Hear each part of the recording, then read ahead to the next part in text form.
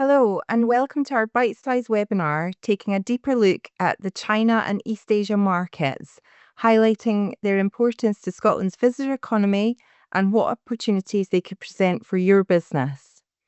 I'm Gillian Lermont, Senior Market Development Manager, managing the Asia Pacific and Middle East region.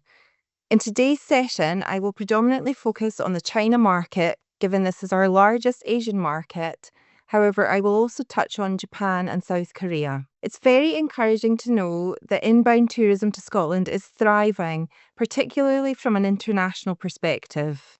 The provisional 2024 data from the recently released International Passenger Survey figures, also referred to as IPS, once again show that Scotland was top performing out of all the UK nations.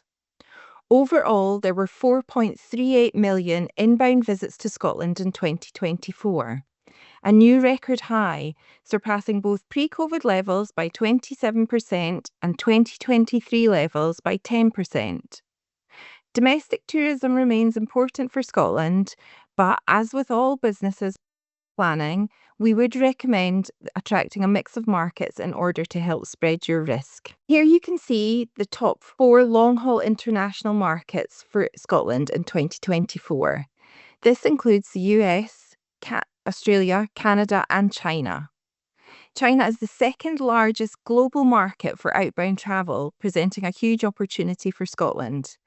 We already know that it's a popular destination for this market. Therefore, by developing our engagement and presence in China, we hope to see continued growth of Chinese visitors coming to Scotland.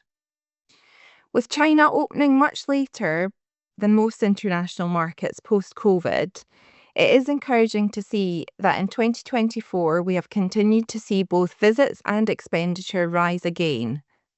This is also reflected in the data relating to the number of visitor visa applications being made by Chinese travellers, with figures at around 80% of pre-pandemic levels.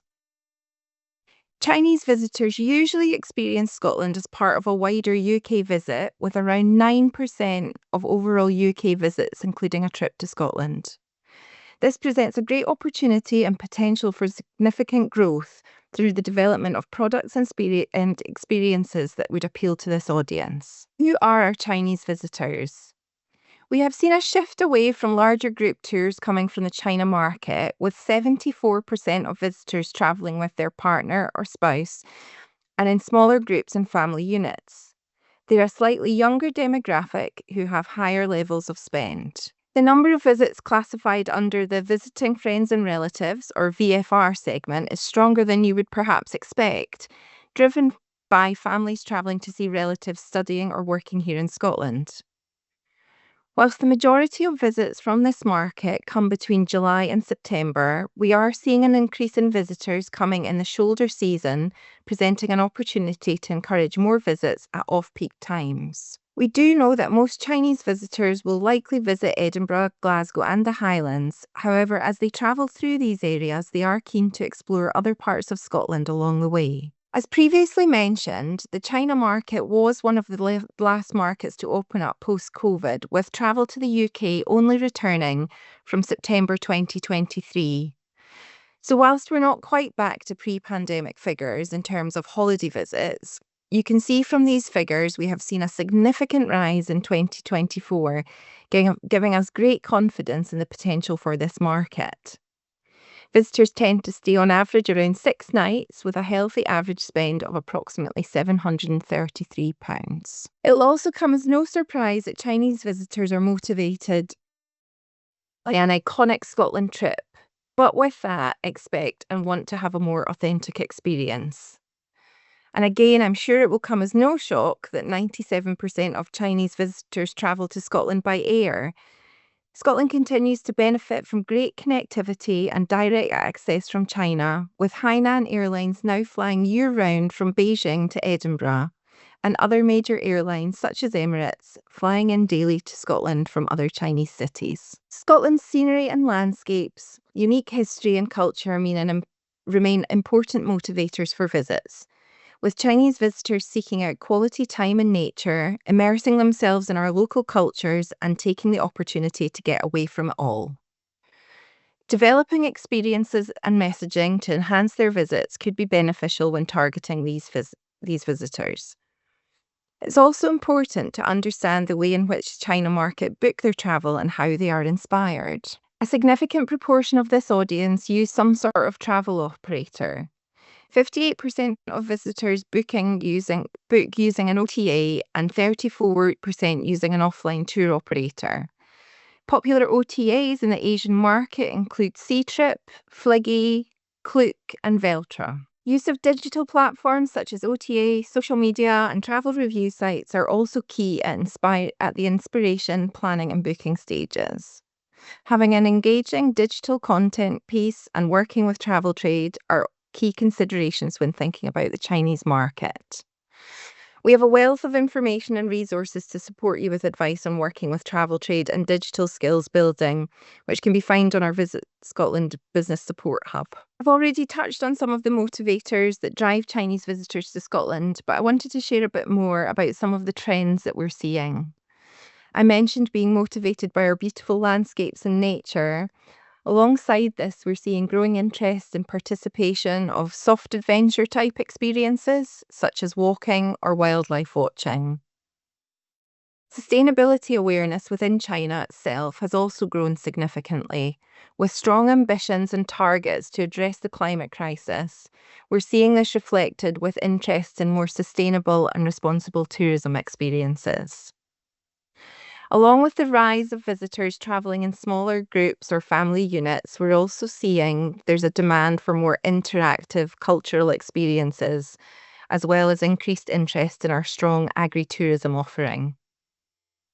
These high-spending visitors are also looking for those more hands-on immersive experiences provided by our industry. For example, make your own or bottle your own or a behind-the-scenes trip. Are very popular. I've already mentioned some of this information in terms of importance of travel trade to Chinese visitors when planning and booking a trip to Scotland, as well as air travel into the UK and Scotland. However, I wanted to highlight a couple of other points here. Chinese visitors have a shorter booking period than a number of other long-haul markets.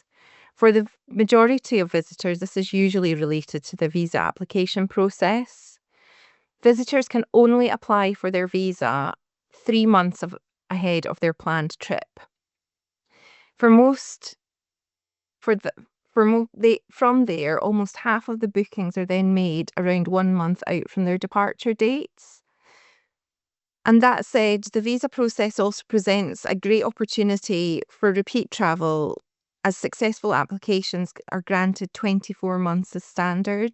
I mentioned most travel within the summer season. However, Golden Week holidays, particularly in February, which is the Chinese New Year, and October, when people take longer overseas trips, present a great opportunity for us to encourage visitors to come out with the peak season. As you start to think about how you could develop your offering to suit Chinese visitors, I wanted to highlight a few more points you might want to consider. Whilst not expected by providing any bilingual information or support, a visitor will feel their experience has been enhanced. Making the most of any famous connections can also set you apart. Consider any royal, historical, or film and TV connections you or the local area offer to capture their imagination. As I mentioned, use of digital technology is important, so Wi-Fi connection will often be one of the first questions asked. And share your green credentials. Tell your story about how you're making steps to becoming more sustainable. I've covered a lot of information relating to the China market, given the importance and the size of the opportunity it presents to Scotland and your business. But I also wanted to touch on some key points relating to Japan and South Korea. Visitor numbers for these markets are lower than those coming from China. However, we are still seeing a keen interest from these markets, and we do carry out activities with travel operators and partners such as Visit Britain in market teams. There's a number of similarities, however, a few points to pull out here. 68% of Japanese tourists are repeat visitors to the UK. And as with the China market, we see a smaller number taking in Scotland as part of a longer UK-wide trip. The Japanese market also favour more traditional methods of booking, with 85% using a high street travel agent.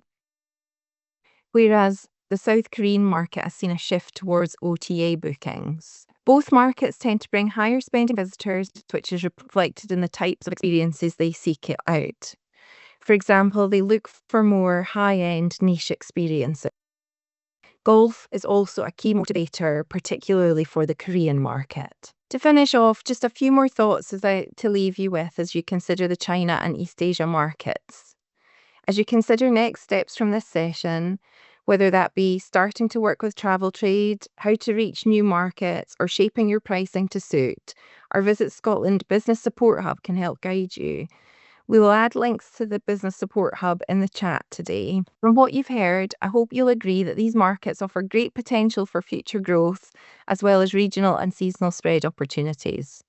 By providing a welcoming and positive experience, we hope to encourage new visitors, repeat visits, and longer stays. And we'll continue to seize every opportunity to keep Scotland top of mind for Asian visitors. Thank you for watching.